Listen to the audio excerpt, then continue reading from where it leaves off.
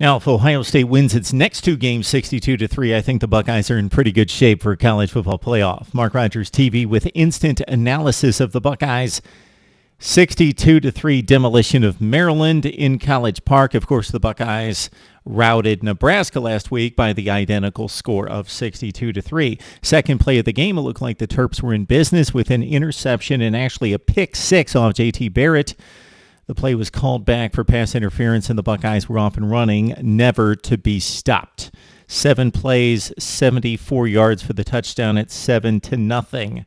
And the Buckeyes just routed the Terps from there. It could have been much worse than 62-3. It was 45-3 at half. Okay, what matters in this game is the play of Curtis Samuel. Again, underutilized in some of the lesser offensive performances by the Buckeyes against Northwestern, the loss at Penn State. Samuel, again, the focus of the offense. Urban Meyer had commented after the lackluster offensive stretch of 4 to 5 games that Samuel had to be the focal point of the offense. They had to get the ball in his hands in different spots on the field from different positions.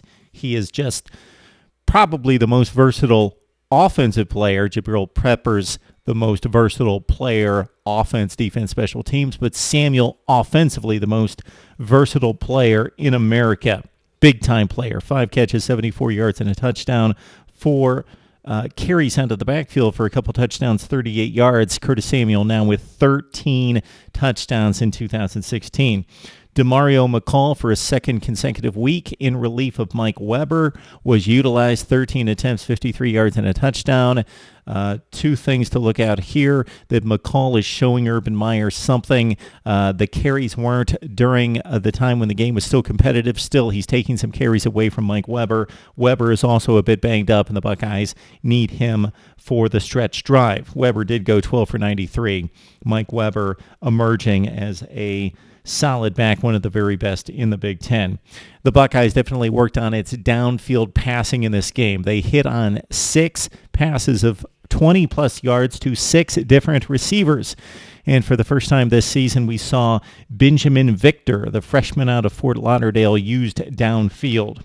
Dontre Wilson, the patience has run out on Dontre Wilson as a punt returner. Urban Meyer has finally pulled him out of that duty. Curtis Samuel replaced Wilson against Maryland. Wilson still utilized in the passing game, 3 receptions, 47 yards, and a touchdown, although the muffs that have plagued him and the fumbles as a punt returner got to him.